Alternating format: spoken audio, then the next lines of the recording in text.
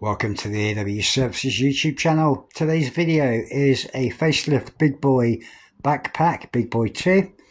Been sent this by a gentleman who contacted me because he needed it fixing. He couldn't find anywhere local to him, so it's come all the way to here in sunny North Devon. And I'm going to get it turned around pretty quickly and get it sent back to him because I believe he needs it for Friday. It's currently Monday afternoon at 15:40 hours. A couple hours work and I'll get it done. I'll show you inside of it. So firstly, his gasket seal has kind of got old, knackered and perished. It isn't really that important because the bottom is vented anyway, but you can seal these around the drums with some new sealant, new seals, but these are obsolete parts. I believe Facelift is a window cleaning warehouse in-house brand. You cannot get these seals for level money. They're non-existent spares basically. But looking inside, his battery bracket retaining strap, which is made out of like ABS nylon plastic, that's shattered. It's quite common because the base of the backpack flexes when you put it down on an uneven surface with weight in it, and it causes that to shatter. Again, that's an obsolete part. You can't get hold of that as spares from them either. I've made a brand new one of these out of aluminium, my own design, and also his battery contacts, which are for the age of the backpack. I'm looking at it, probably saying 2 years old, if that. It's quite clean. Very unusual design of a sealed lead acid battery. I've never seen one with small round brass terminals before. They've normally got their generic copper tabs, unless these were screw holes, and they've cheated somewhat. But it's the normal brand of battery they use, Cobalt, 2023 date. Yeah, so it's not that old by the looks of it. But I sort the contacts out. These suffer with dissimilar metal erosion. You've sometimes got copper wire or tinned copper wire going into copper with various alloys in the solder, and you've got humidity that gets to it, and environmental erosion they call it, and they get a bit iffy. You get a couple of amps through that, camera focus, they get a bit cruddy and rotted. So to fix that, general cleanup on the inside, make sure all the components are okay. Put some special magic sauce into the plugs so they are protected from the weather. Check the PCB speed controller down here and its conformal coating. I like to, after a couple of years, take that PCB board out and just spray it with some conformal coating, or even some spray latex glue over the back of it. But these are very good, very bomb proof, and the actual backpacks alone are a lot better than the competitors out there. So I'll dive into it and you'll be back shortly. Okay, join me back at the backpack. Taking the battery out, 12 volt, 12 amp hour battery. If you need a brand new one of these, they're about £36. I'd recommend you always use a company called Ucell, formerly Yuasa. This is a very cheaper Chinese variant, one which I've not actually seen, one where it doesn't have conventional lug tabs on the top of the battery. My Big Boy 2 backpack, that's the same age range as this one, has a normal battery in it, and this one has this very weird one that I've had to desolder. I've had to put flux into there. I've had to reflow because it's very cheap alloy lead-free solder, so I've had to put a load of flux in there to desolder it, and then I've got the wiring. I'm going to tin the ends on and then puddle solder those back into the contacts, and then use some strain relief on that as well to ensure that the wires don't flap around. Another reason that these can fail is you've got lots of loose wiring inside, and if you don't, like with any vehicle, like vehicle automotive wiring, if you don't kind of lace or secure your wiring looms, the weight of the actual wiring loom itself flapping around with regular frequent use actually will cause breaks in the wire, dry joints, and lots of unknown problems. So it's always good to secure your wiring looms. And if you've got a Big Boy 2 backpack, very easy to service. You've got a few large Phillips screws on the front. On the back, you take one Phillips screw to take the backrest panel out. and then you can take the tank off, and it's very straightforward. You've got an IC socket, which is your charger input. You've then got a 3-way switch, high and low speed, variable resistor underneath for your flow control. So one side of the switch is on flow control and the other side of the switch is mental, flat out as fast as it will go. And then you've got the pump. The pumps in these are actually extremely well made and very, very reliable. And they use proper wiring connectors, unlike the competitor where they favour the American wire nuts. Yeah, so stay away from those. So now I'm going to get this battery and wiring loom soldered back in. I'll then reattach the battery. So this is taken out, that's the old bracket. There's the new one that I've made out of aluminium, heat shrink on there. I'll put a video inset now that you can watch of me making that, and then join me back shortly. Remanufactured battery retaining bracket straps for the Facelift Big Boy 2 backpack, as the standard plastic ones crack, get brittle, degrade after time, and your battery can go flying. Nice brand new one out of aluminium. As I've said in my previous video, this will be coated in 25mm heat shrink. The battery will then have some neoprene tape on top of it, and that then goes in place and acts as a retainer. I've also put in a little indent in the top here, which acts as a spring. Big Boy backpack battery bracket with some heat shrink over it. Quite crude, and before I heat shrink it, want the finished bracket. Heat shrink has all been heated up, still red hot, it's aluminium, but that is a replacement battery strap for the Facelift Big Boy Backpack 2 backpack for water-fed pole window cleaning. The original factory plastic strap will break in time. If you drop it, if you're heavy-handed with your backpack, you knock it on the floor, this will break, the white plastic one. So I've remanufactured one out of aluminium. Heat shrink on there as well for insulation, and then to stop the battery moving, I got some 25mm self-adhesive neoprene foam tape. But there you go, another video. That's the battery resoldered. So I cleaned out the holes. I don't know whether they're like brass inserts or they were threaded. Haven't seen this particular style of battery before. However, reflowed some flux and some solder into those, then vacuumed them out with a solder pump, and then reflux, resolder, and fix those back in place securely. Always with, well, most companies now that make things are using eco lead-free solder because of the whole climate crisis thing. Still waiting to see that. But I always use 60-40 lead tin solder with proper rosin core, so it works.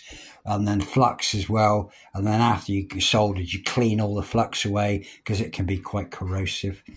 That's done. I'm going to put the battery back into the bottom of the backpack now and get that secured with the battery clamp that I made. Just about to fit the battery into the base of the backpack. Where the battery strap secures, I'll show you the old battery strap, the new battery strap. You've got these feet on the bottom, and they screw into like plastic moldings on the bottom. Basically, it's like a plastic injection molded nub, and all they've done is use self-tapping screws into the other side of that. But where the backpacks had wear and tear and the bottom's worn away, the two nubs that the battery strap went into are completely worn away. Hence why this is my verdict. Because they'd worn away, the battery strap became loose on one side.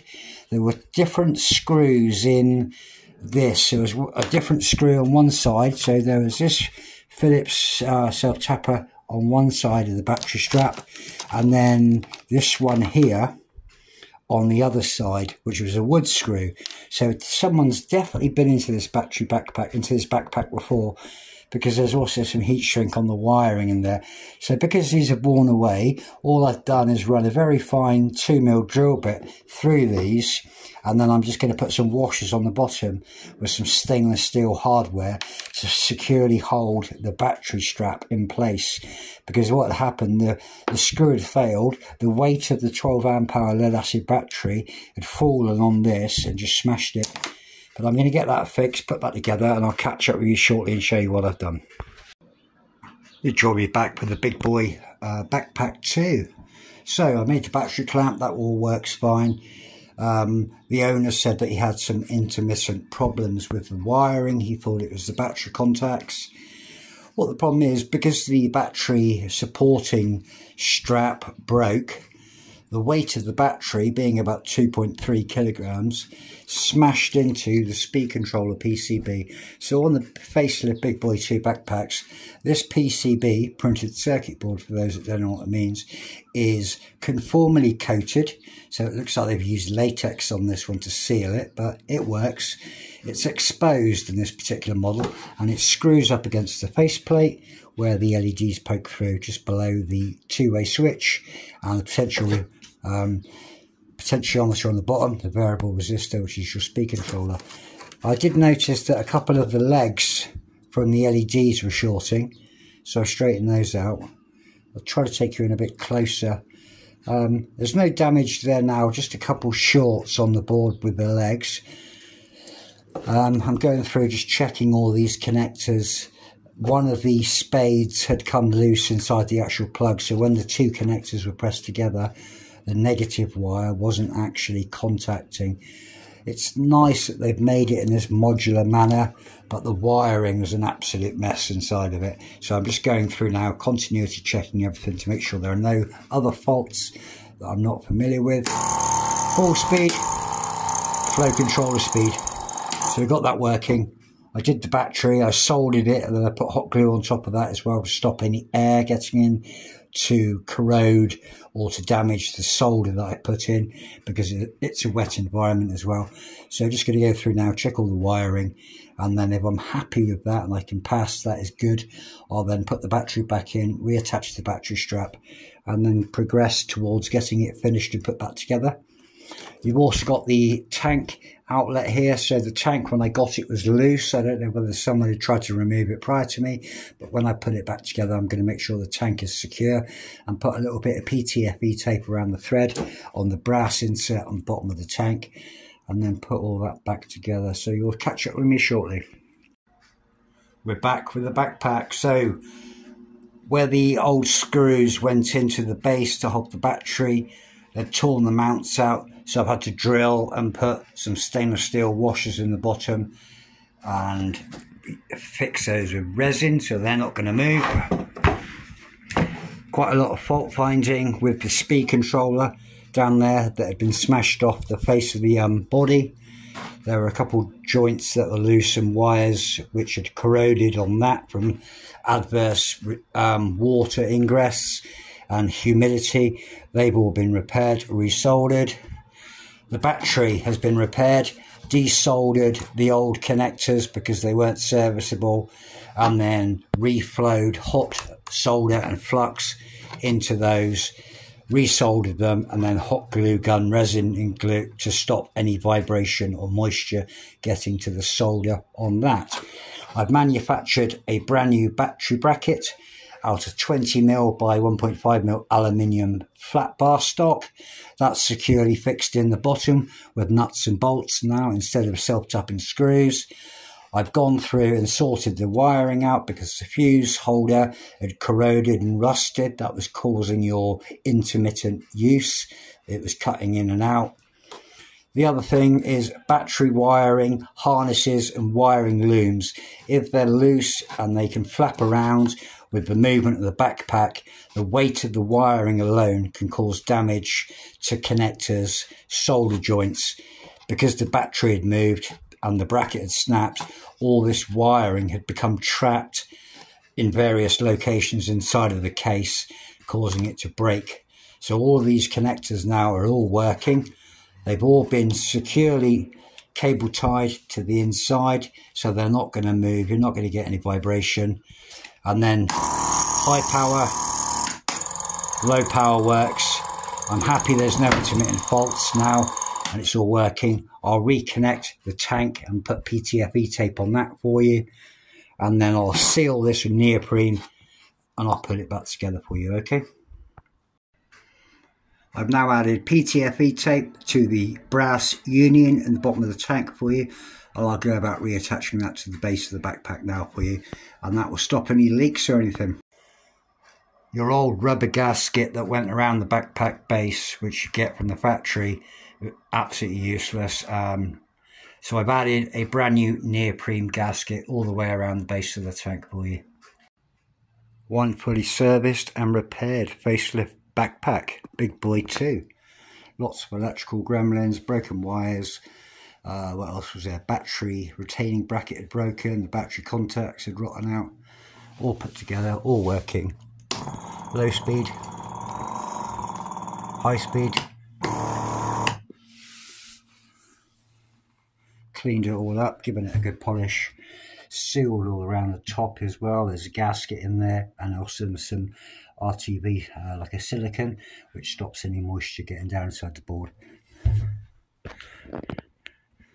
But that's it, fully repaired. If you like the video, subscribe, support the channel, help it grow.